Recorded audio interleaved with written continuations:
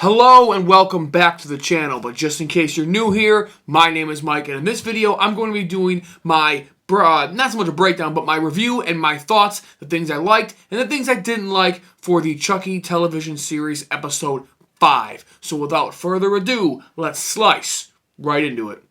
So right off the bat, the first thing that I really loved about this episode in particular was something that I knew coming into it I was going to love, and everyone was so excited to see them back, and that is the characters of Nika and, of course, Tiffany Valentine. Just watching those two come back, we've waited 4 episodes now. We wanted to know where they were, where their storylines are at, what are they up to, and we finally got to see them come back in a really, really fun, interesting way. And I really love seeing them back together, the chemistry together. And another huge thing I want to shout out is Fiona Dorff in general, playing not only Nika, but also playing Charles Lee Ray. I have been singing her praises high since Curse of Chucky. So it's really intriguing to see all these other fans all over Facebook, all over Twitter, all over Instagram. Everyone's jumping on the Fiona Dorff train, and they were all fucking riding that shit, and they're like, oh, she's the shit, she's the gem of the franchise, she's this and she's that, oh my god, oh, plum emojis. You know what? I've been saying all that shit since Curse of Chucky. So I'm glad everyone else has jumped on the bandwagon because she is fucking amazing. And she is totally good at what she does. She's one of the best actresses I've ever seen, and she's definitely one of my favorite actresses in all of horror.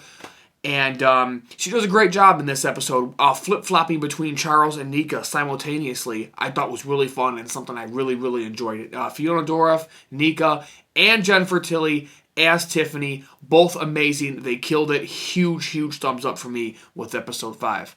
Speaking even more on Fiona Dorff and talking about something that I've really enjoyed throughout this franchise, it was my biggest concerns going into it, was the flashbacks. I thought the flashbacks in this episode were fucking phenomenal. Not only was Charles Lee Ray, young Charles Lee Ray, played by his own daughter, Fiona Dorff, which, by the way, I was really surprised how many people didn't know that. I mean, big YouTubers, friends of mine, people like that. I was surprised how many people didn't know that was Fiona. Within 15 seconds, probably not even, within 10 seconds of her coming on screen, I texted James, and I said, hey man, is that Fiona Dorff? You know what I mean? So I kind of noticed it right away. Either way, it doesn't mean anything. I'm just throwing that shit out there, but she did a great job playing her father in this episode, and I believe she does in the next episode as well. She did a great job at that. I really enjoyed the flashback. I thought it was really well done. And I also really love the flashback of we finally got to see how Charles met Tiffany. Now, granted, the way they met was a little unorthodox and a little crazy, but then again, so are they as a character. So it wouldn't make sense if they ran into each other at the grocery store. You're walking down Walmart, I'm gonna get some ramen in this bitch, and the carts bump into each other. Oh, I'm sorry. Come on, it doesn't make any fucking sense at all. Those two had to meet in this crazy fucking zany way, and I liked the way they met. I also liked the little curveball they threw at us with the blonde not being Tiffany.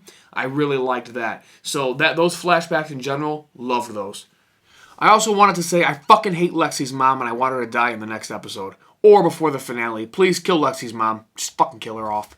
But with that out of the way, I also want to talk about the 3-person team up now. We have this little squad, if you will, of the Lexi, Jake, and Devin all teaming up, common enemy, and they're all going to take down Chucky in this episode. I talked about this a couple episodes ago with the unlikely team up of just Jake and Lexi when they went back to her house to finish off Chucky. It was one of my favorite scenes in the whole show thus far.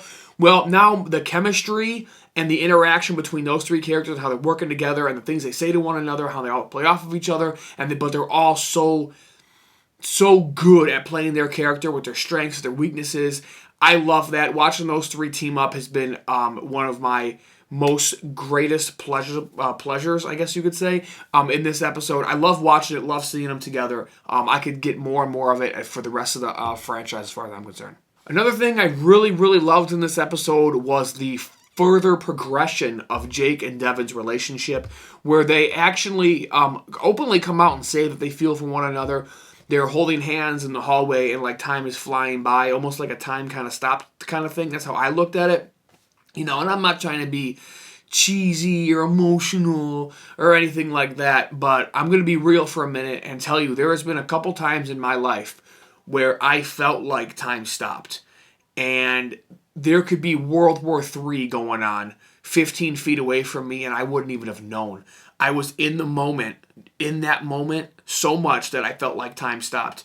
And one of those times was when I first kissed my girlfriend, who is now my wife, many, many years ago, on her porch in her childhood home.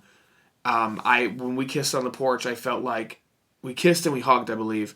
I felt like time stopped, and I haven't forgotten, 13 years later or whatever it's been. So, yeah, so no, that definitely, I definitely really like that. And another thing I like, and you know what, I'm not ashamed to say it. When I was coming on here, I didn't know how I wanted to say it, because, people would be, yeah, fuck you. You know what I'm saying? I'm going to say it. I don't give a shit. Devin and Jake's relationship is fucking awesome. The story they got building, it seems so natural, and it's very moving to me.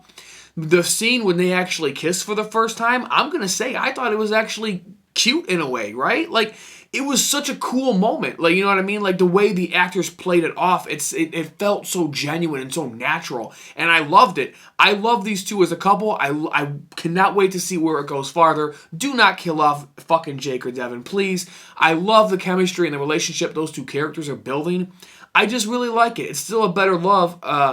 It's still a better love story than Twilight. Another awesome addition to the franchise that I'm really excited to see kind of where it's going to go is Chucky's splitting his soul into multiple bodies spell. Seems to have some sort of a weakness.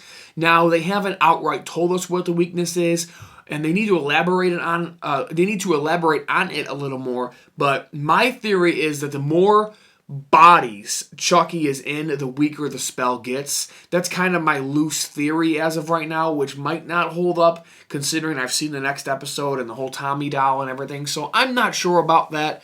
But one way or another, there is a weakness or some kind of flaw in this spell, which is great because it really grounds Chucky in terms of power level and not being totally OP. So I really love that they added that, and it's just another great seed, another story layer, another thing to get into, another thing to unpack. I really, really love that about the show. Glad they included that. Man, oh man. Another thing I love about this show has become now one of my favorite scenes in the whole series. Definitely probably my favorite ending thus far is the ending scene in the school where the Devin's mom is up there and she's talking in the principal's seat and everybody down, pop, pop, pop. And Devin's mom is telling the principal, all right, it's time to come out and speak now or come out and say what you want to say or whatever. And like, hello, hello. And her fucking severed head rolls out on stage from under the curtain. The whole place is shocked. Devin's mom pulls her gun out. She's waiting for some shit to go down. She's pointing her gun at the curtain. Everyone's freaking out. People are covering their kids' eyes. And the curtain, you see Chucky pull the curtain open, and there's the teacher's body sitting in a chair with a thumbs up, decapitated head to close out the episode. Probably my favorite kill thus far, and definitely my favorite ending thus far. And I'm so fucking geeked about that ending. I love it so much. But before we move into the negatives, it also lays a hand to a theory that I've had since day one. Day one. I think Miss Fairchild, the teacher, I think that's Glenda. I think that's Glenda. Now, it could be a red herring. It could be a little bit too on the nose. You know what I mean? Maybe it's too obvious. Maybe Don wouldn't be that obvious with it. But here's another thing. Now, this could just be a plot hole or, that no one thought of. Or, here's my theory. How the hell did Chucky get that teacher's body in position? How did he move the body? He's only a doll. How did he move that body? Somebody fucking helped him, and the teacher was not in the audience. I'm just saying. All right, now I want to move into two negatives here for this episode, and this kind of a drag for me because the last couple episodes I didn't even have any negatives, but overall this show has been a complete blessing and better than I ever thought it was going to be, and I am absolutely in love with it. But the first one I want to say is the voiceovers in the club with the flashbacks. They were a little off-putting, I'm not going to lie. When Fiona playing her father, Charles Lee Ray, when he started talking in the club and then did that voiceover, hey, how are you? It was a little off-putting for me that the voiceover, the dubbing, wasn't really doing it for me. The longer it went on, the better it got, but it initially hit me like, ugh, oof. So that's kind of a negative. And my second negative here is something that I don't want people to misconstrue. I don't want people to take this the wrong way. I'm giving you a hamburger. Take the hamburger. Don't put ketchup, mustard, and onions on it and try to make me eat it. No. This is what I'm gonna say. I'm gonna make it short. I'm gonna make it sweet. I said in the first episode I wasn't totally sitting okay with. I feel like they're doing Charles Lee Ray's character a little askew simply for LBGTQ and stuff like that. I feel like the part where Tiffany said, well, I'm glad you expanded your Chucky, your palette Chucky or whatever, pretty much implying that Chucky is also now having sexual relations with men. I don't know about that, man. I have nothing wrong with LBGT or RQs or whatever. Nothing like that. If you know me in real life, if you've watched my channel, I'm not that guy. I've never been that guy. I'm never going to be that guy. But in terms of the character, I feel like it's a little much, okay?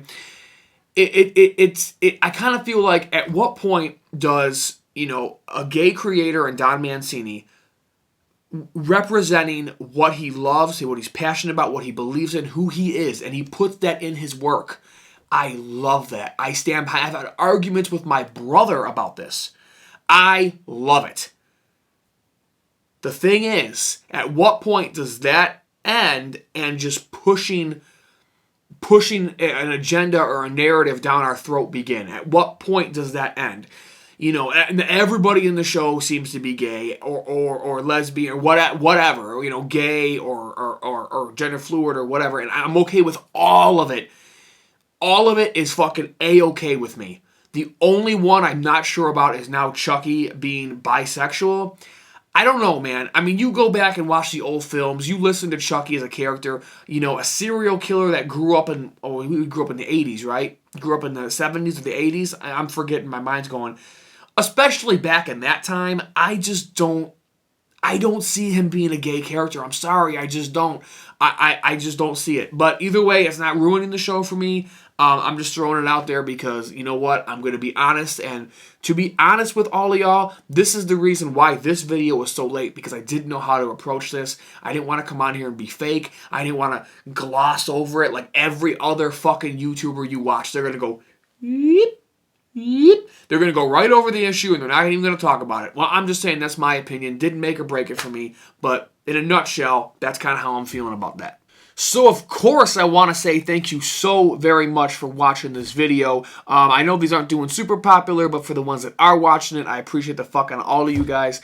There is a lot of really cool shit to come for the channel. I just have to get back in good spirits, and my job has been crazy, and I promise you guys it's all going to come full circle, and we're going to do some awesome stuff.